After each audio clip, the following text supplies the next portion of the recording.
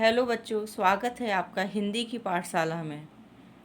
Last video में हमने साखी के पद पढ़ाए थे आपको। अब हम उसी लेसन के क्वेश्चन आंसर आपको समझाएंगे और इस लेसन के क्वेश्चन आंसर मैंने लिखे हुए हैं, आप इनको बीच में पॉज करके और राइट डाउन कर सकते हैं।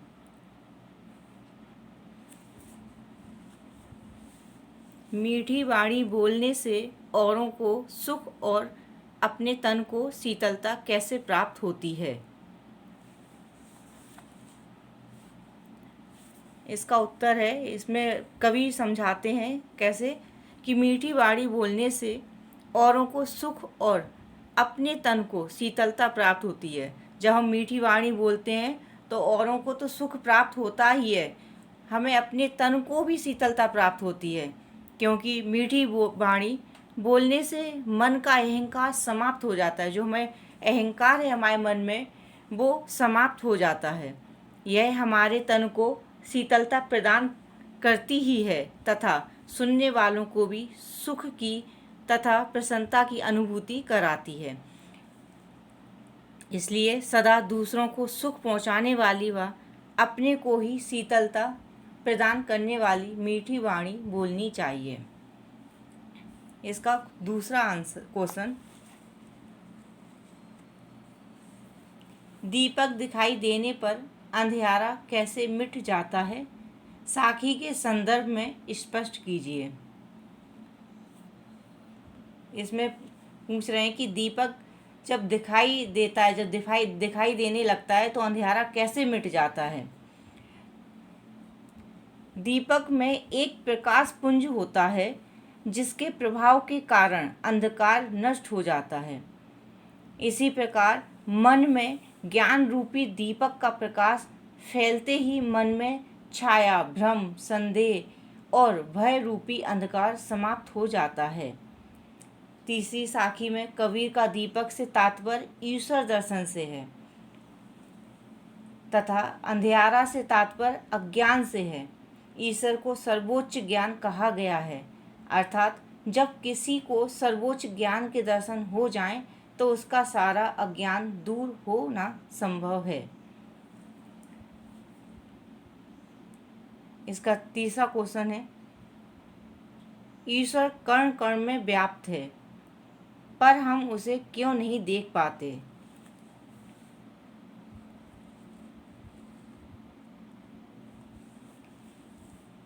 कबीरदास जी दूसरी साखी में स्पष्ट कहते हैं कि ईश्वर कण कण में व्याप्त है पर हम अपनी अज्ञानता के कारण उसे देख नहीं पाते हैं, क्योंकि हम ईश्वर को अपने मन में खोजने के बजाय मंदिरों में और तीर्थों में खोजते हैं। ईश्वर का कण कण में व्याप्त है और कण कण ही ईश्वर है। ईश्वर की चेतना से ही संसार दिखाई देता है। चारों ओर ईश्वरीय चेतना के अतिरिक्त कुछ भी नहीं है, लेकिन यह सब कुछ हम इन भौतिक आँखों से नहीं देख सकते। जब तक ईश्वर की कृपा से हमें दिव्य चक्षु आँखें नहीं मिलते, तब तक हमें कण कण में ईश्वर के वास को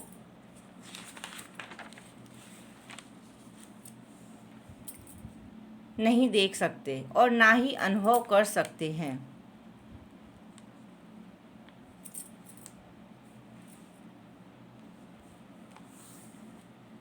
इसका चौथा क्वेश्चन है, संसार में सुखी व्यक्ति कौन है और दुखी कौन है? यहाँ सोना और जागना किसके प्रतीक हैं? इसका प्रयोग यहाँ क्यों किया गया है? स्पष्ट कीजिए। संसार में वह व्यक्ति सुखी है जो प्रभु प्राप्ति के लिए प्रयास से दूर रहकर सांसारिक विषयों में डूबकर आनंद पूर्वक सोता है।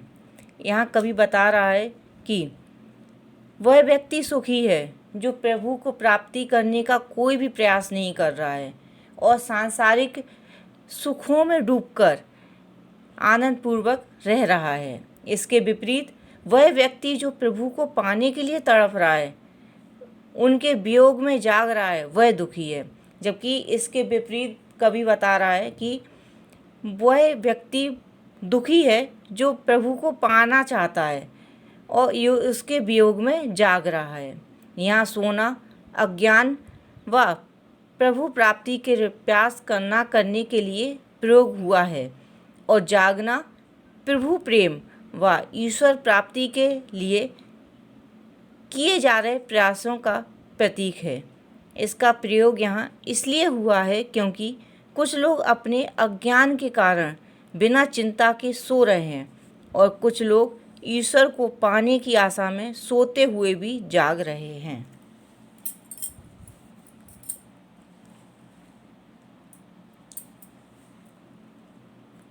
पांचवा क्वेश्चन, अपने स्वभाव को निर्मल रखने के लिए कबीर ने क्या उपाय सुझाए हैं?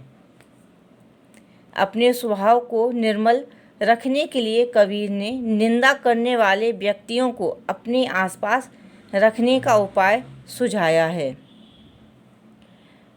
कवि कह रहा है कि अगर हमें अपने स्वभाव को अच्छा रखना है, साफ रखना है, तो ऐसे व्यक्तियों को हमेशा अपने पास रखना चाहिए जो हमारी निंदा करते हैं, हमारी आलोचना करते हैं। उनको हमेशा अपने पास रखना चाहिए क्योंकि वही हमारा सबसे बड़ा हितैषी है। मतलब जो हमारी आलोचना कर रहा है वही हमारा हितैषी है। अन्यथा झूठी प्रशंसा कर अपना स्वार्थ सिद्ध करने वाले तो अनेक मिल जाते हैं। कवि कह रहे हैं कि जो हमारी आलोचना करते हैं वही हमारे सबसे बड़े हितैषी हैं, वरना जो झूठी प्रशंसा करते हैं वह तो हर जगह मिल जाएंगे और कई मिल जाएंगे, वह हमारे हितैषी नहीं हैं। उनके अनुसार निंदक व्यक्ति जब आपकी गलतियां निकालेंगे तो आप उस गलती को सुधार कर अपना स्वभाव निर्मल बना सकते हैं। 6 नंबर का क्वेश्चन,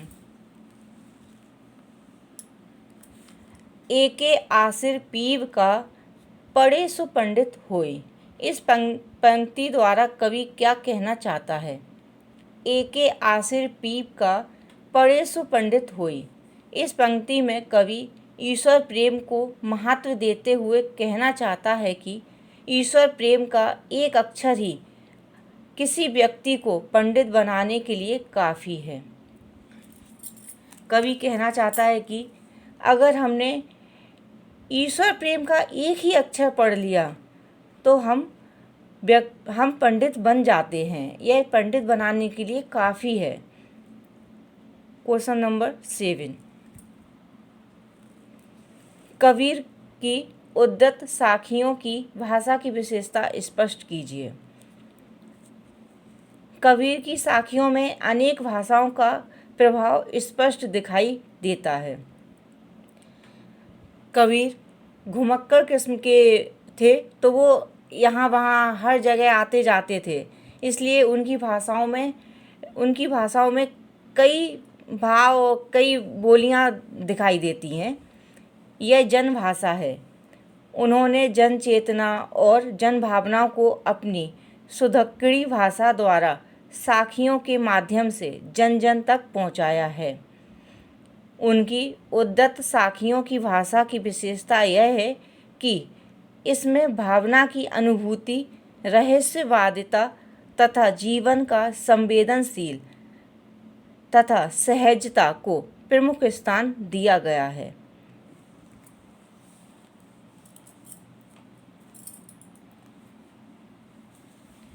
बच्चों, ये क्वेश्चन आंसर हैं इस लेसन के, तो आप इनको बीच में पॉज करके और राइट डाउन कर लेना। और आपको कुछ भी अगर समझ में नहीं आता है तो आप कमेंट द्वारा मुझे बताएं।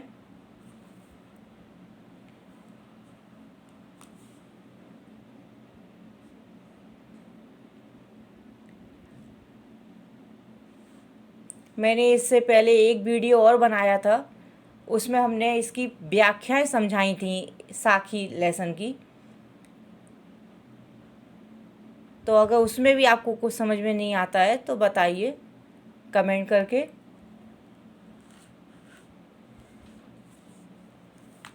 अब मैं नेक्स्ट की वीडियो बनाऊंगी, उसमें नेक्स्ट लेसन समझाऊंगी। मीरा, मीरा लेसन के पद समझाऊंगी उसमें।